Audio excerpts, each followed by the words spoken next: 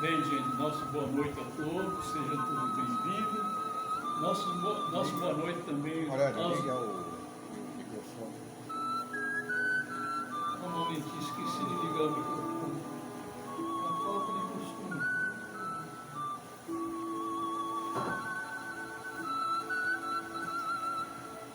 Alô? Tá ligado? Alô? Agora está ligado. Bem, o nosso boa noite a todos, sejam todos bem-vindos, né? E o nosso boa noite também aos internautas do Aurélio Robles e do Comunitária Vida Nova. Vamos iniciar a nossa palestra, mas antes eu convido a todos para que nós fechemos os nossos olhos, mentalizamos o Mestre Jesus, a espiritualidade amiga, todos ligados a Deus nosso Pai. E para dizer obrigado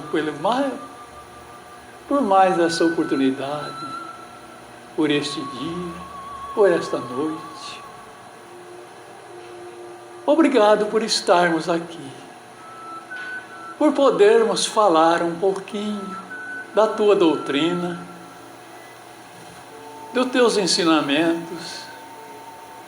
Oxalá permita o Pai Celestial e o Mestre Jesus a presença dos seus prepostos, que possa inspirar-nos a todos, a cada um dos que estamos aqui, tanto eu que vou fazer a exposição, como aqueles que vão ouvir, né? Tanto nós aqui presentes, como nossos internautas, nos mais diferentes pontos do país. Sejam todos bem-vindos. Divino Mestre Jesus, abençoa nossos propósitos e permitir que em Teu nome abramos mais uma reunião, mais uma exposição de segunda-feira do Centro Espírita Pátria do Evangelho. Que assim seja. Bem, hoje nós escolhemos um tema do livro Pensamento e Vida. Este livro, Pensamento e Vida, do Emmanuel, eu não lembro quando que ele foi psicografado. Deixa eu ver se eu tenho aqui para dar informação completa. Talvez aqui no prefácio aparece uma data, né? Então vamos lá.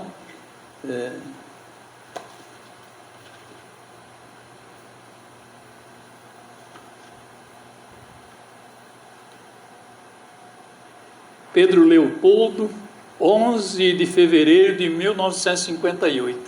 Faz uns dias, né? Faz 64, porque 11 de fevereiro, 65 anos. Hoje, 65 anos e 2 dias. Então, esse livro, Pensamento e Vida, tudo o que existe, que nós podemos palpar, que nós vemos, mas o que nós não vemos, embora sentimos, tudo é fruto de um pensamento, do pensamento divino.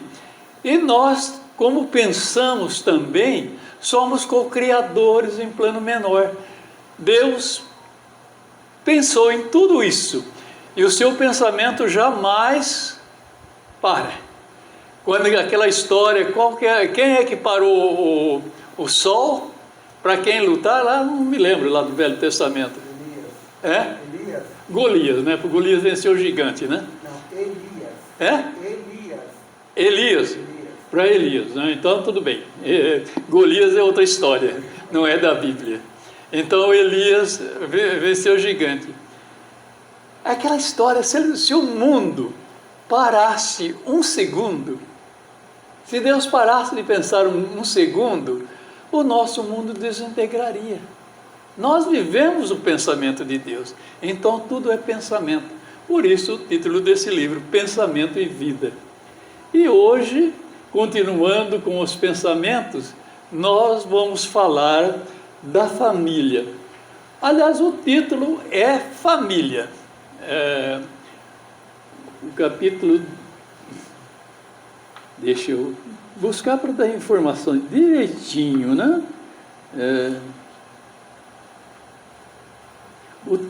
É o capítulo 12 do livro Pensamento e Vida. É Família, o título, né? Mas, como eu pensei em colocar esse tema, e para motivar, então eu coloquei esse complemento. Família, os resgates de nossos investimentos. Porque, na verdade, é o retorno, né, do nosso pensamento. Mas vamos dar a palavra para o mentor, né, do livro, para ver o que ele nos diz. Olha, a família consanguínea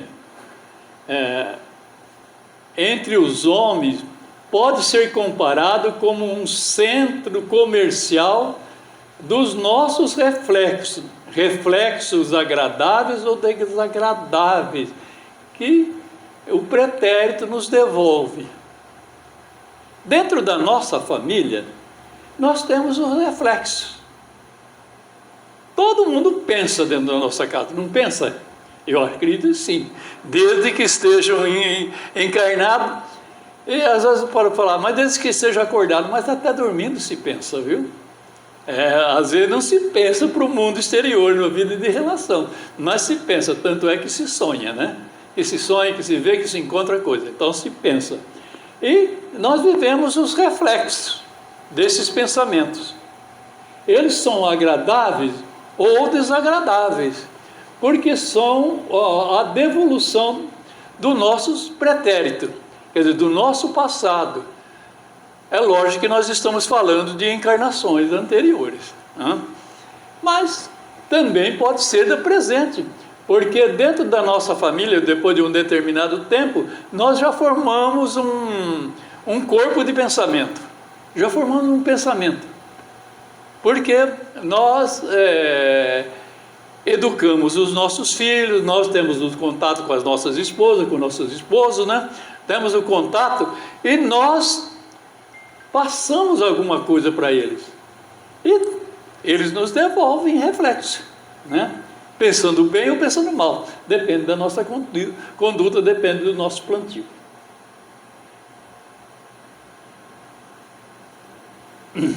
Aqui falamos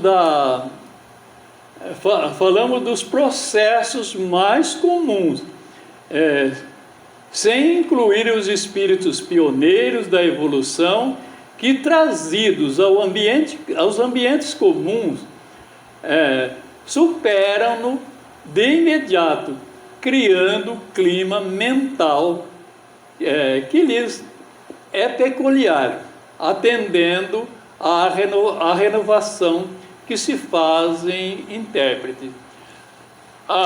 Nós vamos falar aqui da família de um modo geral, dos seres comuns, né?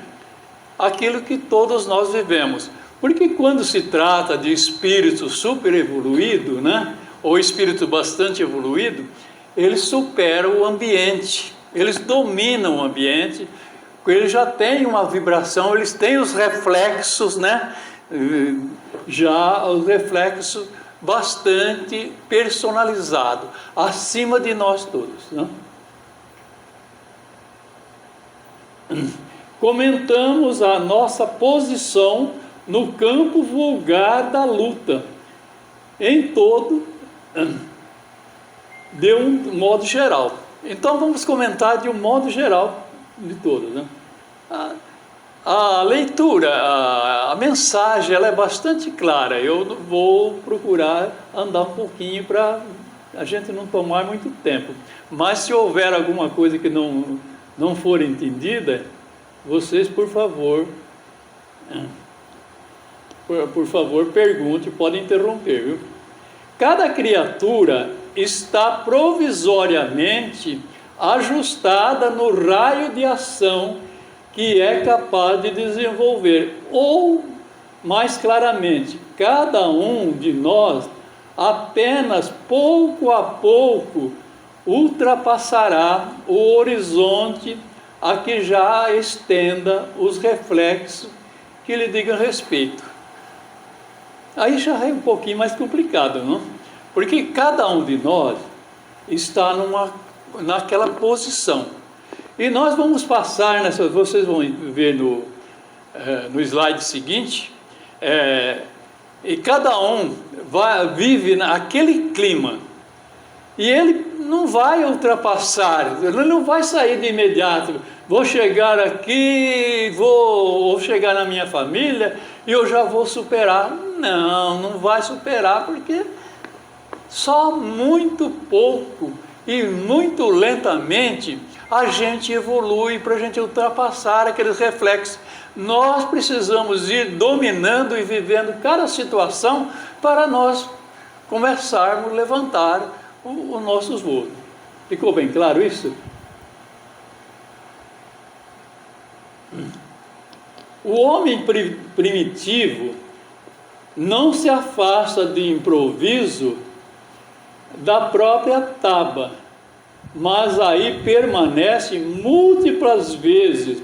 E o homem civilizado demora-se longo tempo no plano racial, em que assimila a experiência de que carece, até que a soma de suas aquisições recomende diferentes realizações.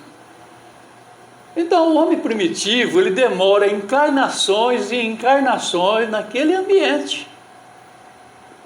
Porque ele não vai sair de lá. É a mesma coisa que, vamos imaginar aquele aluno difícil de aprender, que fica anos e anos no primeiro ano. Vocês viram isso? Acho que vocês agora, não, mas no meu tempo a gente via isso. O ensino era rigoroso. Eu vi alunos repetir 3 vezes no primeiro ano.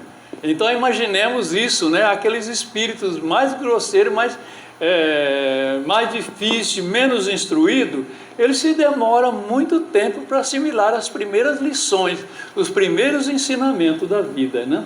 E mesmo o homem civilizado, ele não passa pela civilização de repente, porque numa civilização tem muito que se aprender, não tem? Tem muita coisa para se aprender. A gente, numa encarnação, a gente não aprende nada ou quase nada. Nada não é uma força de expressão, porque sempre nós estamos aprendendo. Até aquela pessoa que é rebelde com todas as coisas, que não aceita nada, mas ele está aprendendo. Alguma coisa todo mundo aprende, mas não, numa encarnação não dá tempo de fazer nada. Porque vamos imaginar uma encarnação bem longeva, de 100 anos, onde a pessoa chegasse nessa idade com toda a lucidez, com toda a memória, seria muito pouco. Ante a eternidade, ante o infinito das coisas que temos a aprender, né? Então, ele não vai sair de lá enquanto suas aquisições técnicas, morais, nem intelectuais permita, recomende. Então ele vai também na civilização, depois que chegamos à condição de civilização, porque nós podemos imaginar o seguinte: aquelas pessoas, aqueles seres primitivos que vivem fora da nossa civilização, eles vivem uma civilização deles, mas aquilo que se convencionou chamar de civilização é a alfabetização, o conhecimento, é saber ler, escrever, é ter condição de estudar e pesquisar. Isso se chamou de civilização. O demais se chama de pessoas primitivas. Então, mesmo assim, é difícil, né?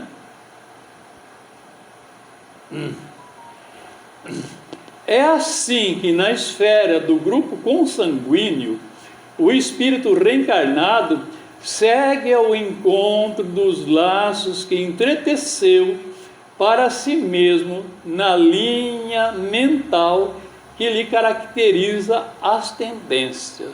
Bom, Aqui é mais fácil de compreender, né? Nós estamos numa família porque nós ali temos os nossos semelhantes.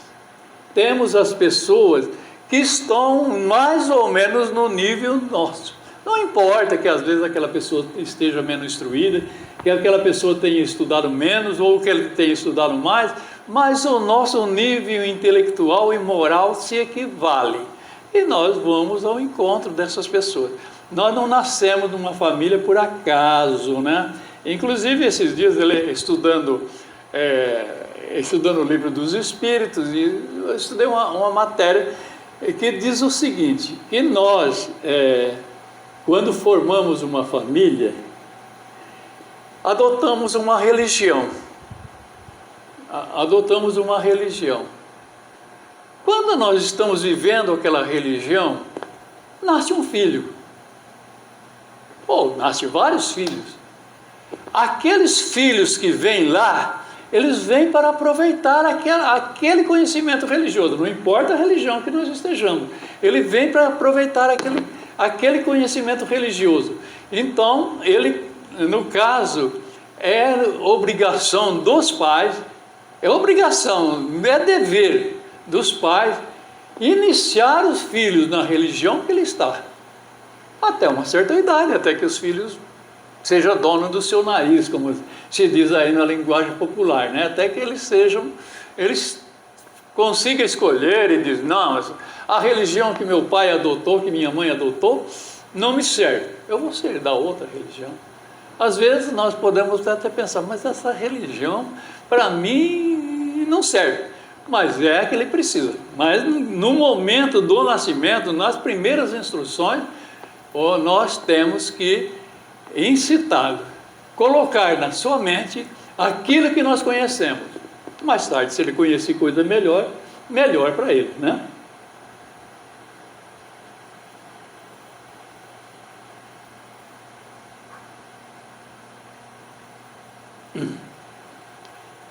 A chamada hereditariedade psicológica, por isso, de algum modo, é a natural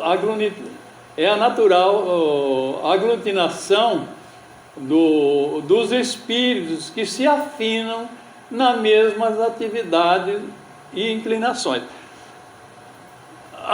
A gente costuma dizer, tal pai, tal filho, né? Tais irmãos, todos parece que são farinha do mesmo saco. Vai ver, são mesmo, né? São filhos da mesma família, parece que são farinha do mesmo saco, né? É a expressão popular. Mas por quê? Será que eles herdaram do pai aquele conhecimento, herdaram do pai aquele comportamento? Não propriamente dito. Não herdaram. Mas por que eles repetem a mesma coisa? Porque eles são espíritos afins que têm o mesmo gosto, têm as mesmas tendências que já tinham em outras encarnações. Por isso que nós precisamos evoluir para que evolua a nossa família, né? Porque imaginemos, os filhos, nós vamos ver uma coisa muito interessante aí. Os filhos vêm com aquela tendência que tivemos no passado, na nossa aglutinação espiritual, nas nossas aglomerações, no nosso pensamento, na ideia que nós trocávamos. Mas o pai veio primeiro, o pai e a mãe vieram primeiro. Só pode ser, né? Não tem jeito. E eles já começaram a ter outra experiência. Eles já defrontaram com outras instruções, com outra religião, e os filhos vêm naquele ponto que pararam. Então o pai tem que passar para os filhos também aquele pensamento de evolução, tentar transmitir para o filho. É lógico que cada um vai assimilar segundo o seu eu. Não vai, nem todos vão assimilar a mesma coisa, né? Mesmo porque, por mais que se pareçam os irmãos, o pai e os filhos, cada um é cada um. Cada um tem a sua personalidade. Cada um tem o seu índice de aproveitamento né? Mais rápido, mais proveitoso, né? E o outro, às vezes, nem tanto. Mas somos espíritos mais ou menos afim. Então, essa hereditariedade psicológica é porque já vibrávamos no mesmo diapasão, já falávamos a mesma língua. E aí facilitará se o grupo se propõe a evoluir de verdade, a trabalhar, a crescer. Não?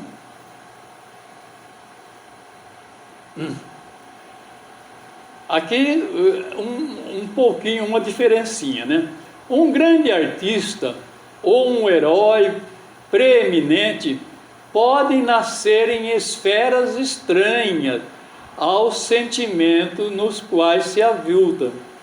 É a manifestação do gênio pacientemente elaborado no bojo dos milênios, impondo os reflexos de sua individualidade em gigantesco trabalho criativo.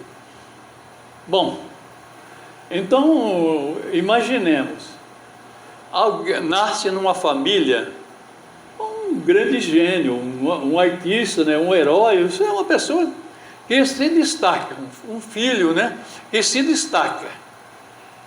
Então ele parece que vai destoar da família. Em conhecimentos, em reflexo, provavelmente sim.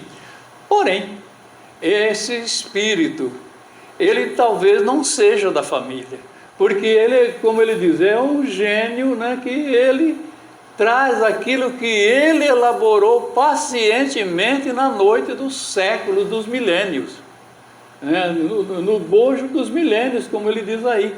Então é aquele espírito que trabalhou. Ele vem ali numa família que às vezes não tem as condições dele, mas numa família que lhe dará condições para ele trabalhar, para ele expor e compartilhar com a sociedade, colaborar com a sociedade na evolução. Então, são os casos de exceções, né?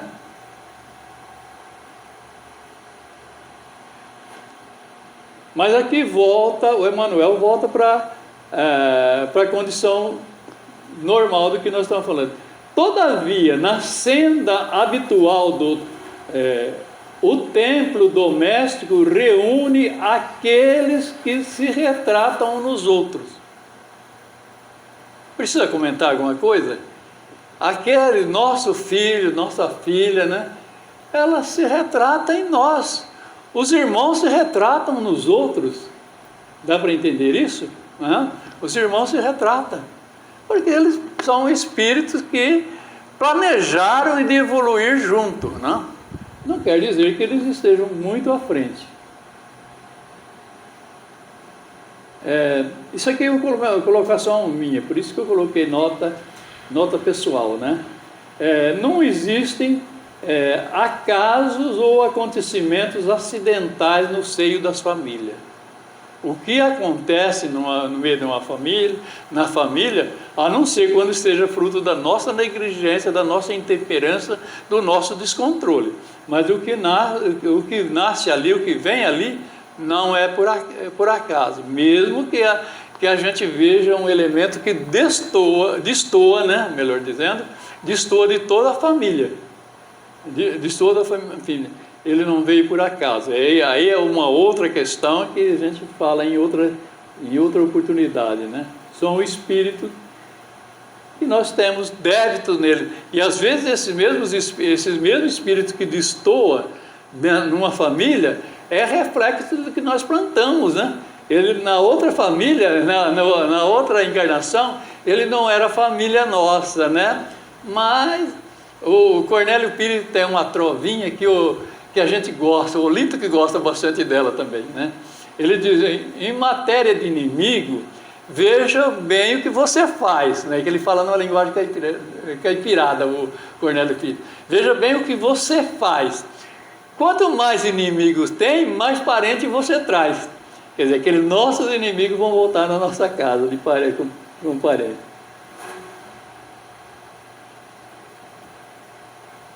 Aqui, eu fui procurar, vou pegar, porque esse livro ele tem uma continuidade de assuntos, e o capítulo anterior é o berço. Então eu fui buscar o fechamento do capítulo berço, porque tem coisas importantíssimas aí que eu achei, que eu julguei que se encaixe bem. Aí que vocês vão julgar depois, né? Se encaixa bem ou não. Os 2 últimos parágrafos.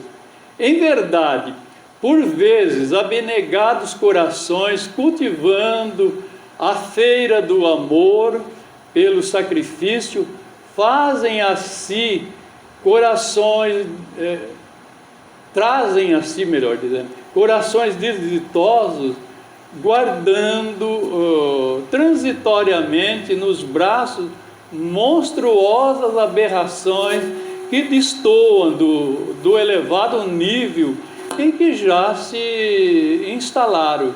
Contudo, devemos semelhantes exceções ao espírito de renúncia com que fazem emergir das regiões infernais velhos laços afetivos distanciados no tempo, usando o divino atributo da caridade. A gente vê, isso, acredito que todo mundo já viu pelo menos um exemplo desse. Às vezes os pais sacrificando, carregando um ser que muitas vezes não tem quase nem forma humana, uma verdadeira aberração da natureza, mas são espíritos, são seres humanos, mas o corpo todo deforme, né? A cabeça deforme, grandiosa, ou então pequena demais, né? A cabeça muito grande, ou pequena demais, enfim, são seres que são verdadeiras aberrações da natureza. E ele diz aí que são espíritos generosos, no caso os pais e as mães, que espiritualmente desce às zonas infernais. Zonas infernais, entendamos, na doutrina espírita, não se tem o conceito do inferno como se tem aí o inferno de Dante, o inferno pintado pelos homens, mas se sabe que os espíritos às vezes se baixam em regiões inferiores, em regiões de sofrimento, muito, às vezes até nas entranhas da terra, né? Até nas entranhas da terra. Mas ali não quer dizer que existe diabo, existe coisa. É o próprio remorso deles que fez com que eles se concentrassem. Esses seres são espíritos que às vezes acompanharam, pertenceram a essas famílias, a esse pai, a essa mãe, mas por rebeldia eles se dispersaram, baixaram a sua conduta. E os pais continuaram evoluindo, mas chega um certo tempo, eles conversam em si. Nós não podemos seguir para frente se não resgatarmos aquele espírito, que ele está numa situação. Às vezes ele perdeu até a condição, as aparências humanas, né? Porque a gente vê, certo? Acredito que todo mundo já viu seres totalmente diferentes. Então, eles vão buscar esses espíritos. Às vezes, numa encarnação não é possível. Dificilmente esse espírito vai chegar, de um salto, vai passar a assimilar o que eles já têm, o que eles já conquistaram.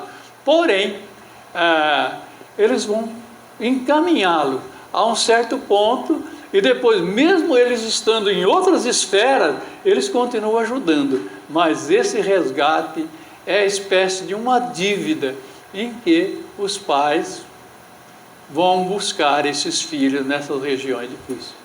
Deu para entender isso, gente?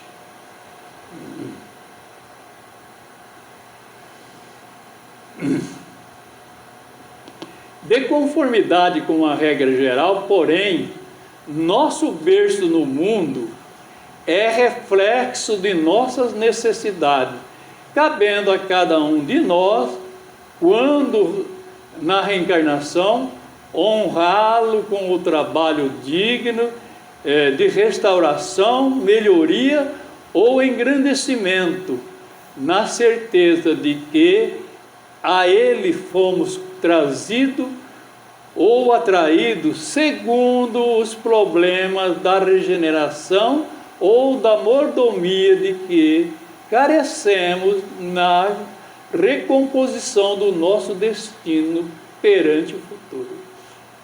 Berço é simbólico, mas vamos imaginar o lugar que nós nascemos, né? A família, o seio da família que nós nascemos. Então, esse berço é o que nós precisávamos.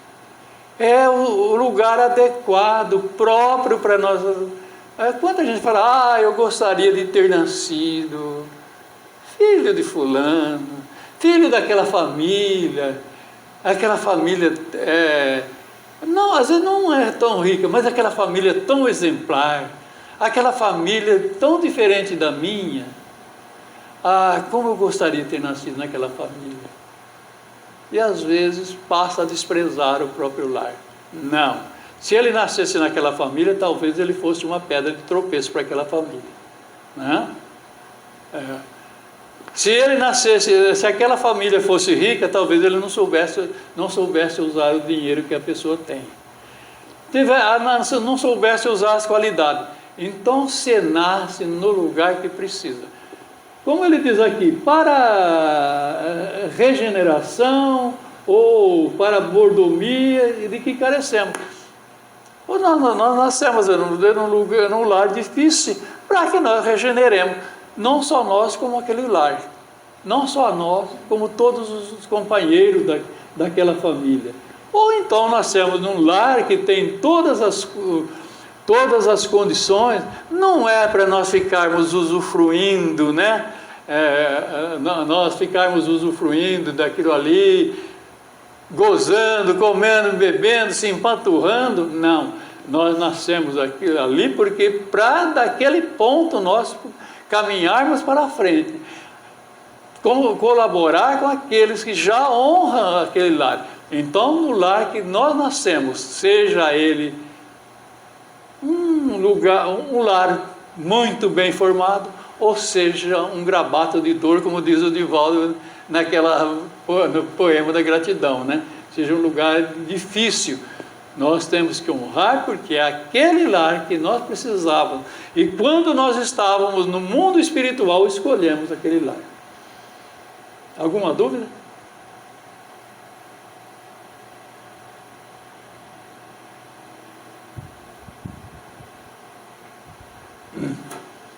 Uma família de músico terá mais facilidade para recolher companheiros da arte divina em sua descendência, porque muitas vezes os espíritos que assumem a posição de filho na reencarnação, junto deles são os mesmos amigos que lhes incentivaram a formação musical desde o reino do espírito, refletindo-se reciprocamente na continuidade da ação em que se empenha através dos séculos numerosos. Então, muitas vezes, os pais estão ensinando a música para o filho.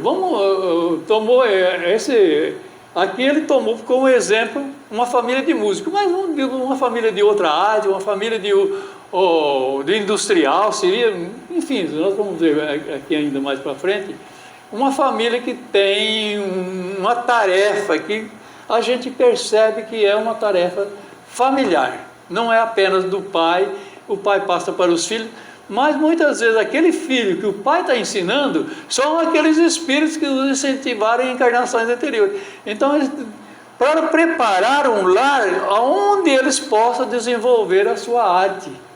Deu para entender isso? Então, os espíritos prepararam os pais para que os pais lhe preparassem um lar onde ele pudesse. Tudo funciona como uma engrenagem perfeita, viu? Então, não é, nada é por acaso. É interessante, eu achei muito importante isso, né? Aqui também é colocação minha, considerações do texto. Às vezes encontramos família de músico ou outros dons artísticos diversos, mas ficamos com os músicos, que é o que mais direto estamos tratando, né? Aí é comum ouvirmos de quase todos a admiração de fãs. Que coisa, né? Os pais músicos e os filhos estão lhes saindo iguais. Todos puxaram para ele. E não se fala nenhum disparate. Mas, segundo o Emmanuel, né, foram esses filhos que instruíram os pais no mundo espiritual para que eles lhes servissem, lhe viesse preparar o habitat. Isto é, no entanto, não é uma regra geral, né? Isto, no entanto, não é uma regra geral, né? Pode ser que os pais realmente estejam à frente dos filhos. Mas normalmente os pais não estão. Hoje a gente vê, né, em tudo na vida, né, a gente vê como que os filhos da gente se desenvolvem melhor que a gente. Será que é a tecnologia de hoje ou será que eles são os espíritos mais experientes, né? A gente vê as crianças com 3 anos pegar um celular e desmanchar as coisas, né? Acessar coisas que nós não sabemos, né? Pelo menos eu não, né? Eu tenho dificuldade.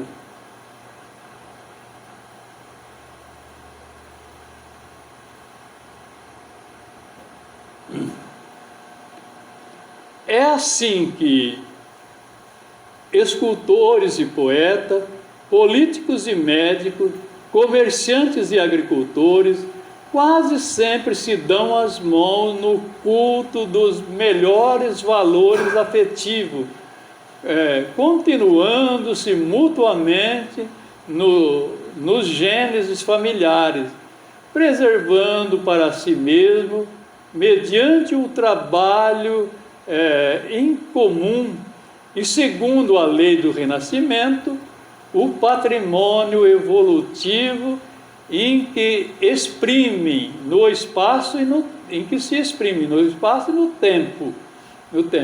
Também é assim, de conformidade com os mesmos princípios de sintonia que vemos dipsônomos e cleptomaníacos, tanto quanto delinquentes e enfermos de ordem moral, nascendo daqueles que lhe comungam a inteligência transviada e se ajustam ao campo genético daqueles que lhes atraem companhia, por força dos sentimentos menos dignos ou das ações deploráveis com que se onera perante a lei. Então, se tem aqueles que se juntam, formam a associação, né, dos grupos profissionais, aqui ou ali, e trabalha e evolui, também nós vamos ver esse, né? Aqui ele disse dipsônomos. Alguém sabe o que é isso? Não sabe? Olha, eu vou usar uma expressão bem chula: pau d'água. Não é bem isso, né? Pessoas que bebem compulsivamente. Bebem, então são dipsônomos. Depende do álcool, né?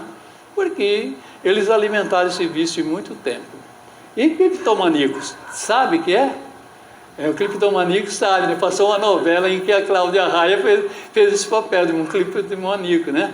Ela era uma mulher rica e roubava nas lojas finas, mas roubava coisa de pouco valor. Ela não queria roubar aquela coisa, mas era aquele prazer de roubar. Isso é uma doença que se chama cleptomania, né? A pessoa rouba por compulsão. Então essas pessoas nascem nos mesmos meios, porque aí eles têm que evoluir, né? Aí, se a família é assim, então perguntar-se-ia, e como que eles vão melhorar se a família eles nascem no meio de uma família que tem os mesmos vícios, os mesmos defeitos? A sociedade tem que dar o exemplo. A sociedade precisa compreender, ajudar, orar por eles, né? O que nós fazemos normalmente? Quando nós vemos as pessoas viciosas em todas as coisas, descemos a lenha, né? Não é isso? E quanto nós, no conhecimento espírita, sabendo dessas coisas, é o nosso dever orar, procurar, se tiver em nossas mãos, criar umas associações que ajudem essas pessoas. Porque senão, na presente encarnação, eles não fazem por querer, eles fazem por uma enfermidade. Por uma enfermidade. Então é importante pensar nisso. Né? Mas, geralmente, na mensagem aí que passa, é que eles nascem no mesmo meio. Semelhante atrai semelhante.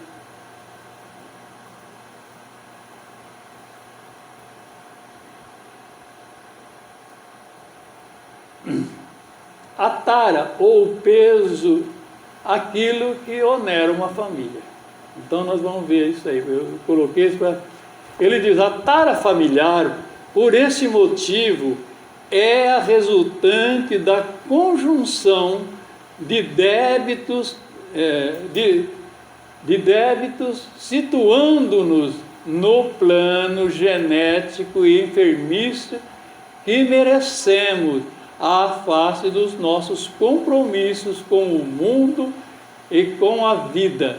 Dessa forma, somos impelidos a padecer o retorno de nossos reflexos tóxicos através das pessoas de nossa parentela, que nos devolvem por aflitivos processos de sofrimento. Então, voltando naquilo, né? O nosso peso familiar vai trazer aqueles espíritos que está ali nessa condição, enfermo, né? É um reflexo. Se hoje ele é diferente, muitas vezes é porque nós o jogamos naquela condição. Ninguém sofre, ninguém tem um familiar diferente por acaso, não tem, por duas razões. Primeiro, pode ser uma tarefa que ele se impôs por piedade, por gostar daquela pessoa. E segundo, pode ser, que é o mais comum, é um resgate daquilo que nós infligimos para aquela pessoa. Então é um reflexo. São os resgates dos nossos investimentos em vidas passadas, encarnações passadas. Temos assim no grupo doméstico os laços de elevação e alegria que já conseguimos tecer por intermédio do amor louvavelmente vivido, mas também as algemas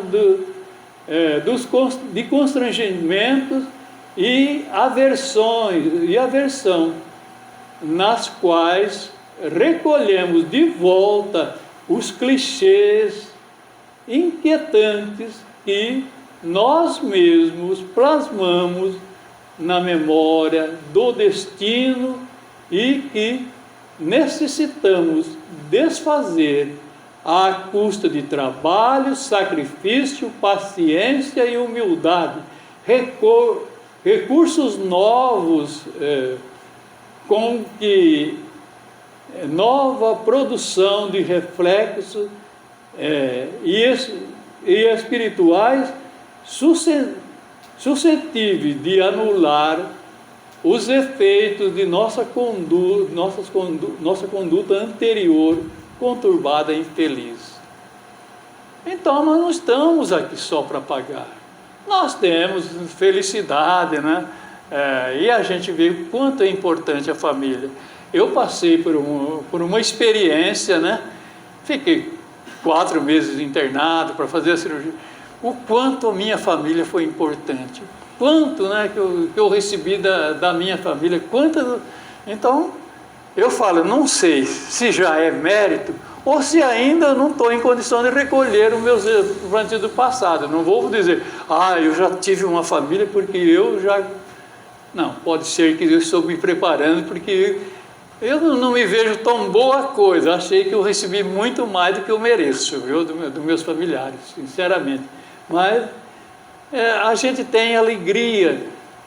Quanto que não é prazeroso a gente estar com a família, conversando hora, falando às vezes alguma bobagem, alguma borracha, alguma coisa, né? A gente está com a nossa família conversando, brincando, dando risada da gente mesmo, criticando a gente mesmo.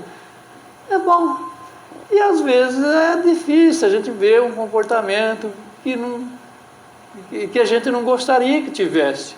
Porém, não é nós batendo de frente, de topo, mas é primando pelo exemplo, pela conversação, porque na hora que uma pessoa está nervosa, não é a hora de a gente querer chegar e querer dar uma lição de moral, porque aí a gente mais destrói que constrói, mais estraga que arruma. Nas horas de calma, a gente falar de coisas boas, de coisas construtivas, sem jogar na cara daquela pessoa, daquele filho, ou da esposa, do esposo, sem jogar na cara dele aquilo que ele fez, mas falar das coisas, falar de uma maneira sutil, pedir força, pedir inspiração para os nossos anjos da guarda, para a gente poder passar para a família nosso exemplo, né? Então nós vamos, o que é importante nessa colocação final, isso aqui já é praticamente o fim. O que é importante? Que nós temos que criar novas condições aqui, nova produção de reflexos espirituais suscetíveis de anular os efeitos de nossa conduta anterior conturbada e infeliz. Nós temos que criar. Não é pensar, não, eu sou assim. Não, eu fui assim. Eu ainda sou assim, mas eu posso ser melhor, eu tenho que ser melhor. Então nós temos que melhorar dentro da nossa família, porque se nós melhorarmos dentro da nossa família, melhoraremos a sociedade, porque a nossa família é a sociedade em miniatura. Eu me recordo de um colega, né? Ele não era espírita nem nada, hoje ele é espírita, hoje ele está lá no Mato Grosso, de vez em quando ele me assiste lá, também ele vai para Porto Velho, que ele tem uma filha que mora lá, e às vezes fica meses lá. Então ele me assiste. E ele falava uma coisa, ele falava assim, costume de casa se leva à praça. Eu nunca esqueci isso, a gente era mocinho, ele falava isso, já falava isso. Eu não esqueci, e é verdade, porque se a gente não se portar bem dentro da nossa família, não é na sociedade. Na sociedade nós evitamos para não passar vexame, evitamos de falar coisa, mas nós temos que ter o costume, se nós tratarmos bem a nossa família, com certeza trataremos bem a sociedade.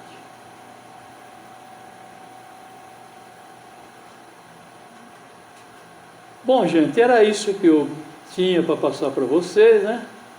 Na noite de hoje, então nós vamos agora para a nossa vibração, passo. Eu agradeço aos internautas que nós encerramos aqui com eles, que Deus os abençoe a todos, né? Que eles recebam também a nossa vibração de amor. E agora nós vamos para o nosso passe, né?